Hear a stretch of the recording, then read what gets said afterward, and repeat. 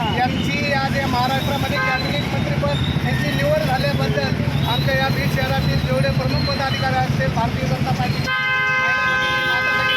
आमचे खास आमचे समाज बांधव आमच्यासोबत या उत्सव साजरे करण्यासाठी आलेले आहेत.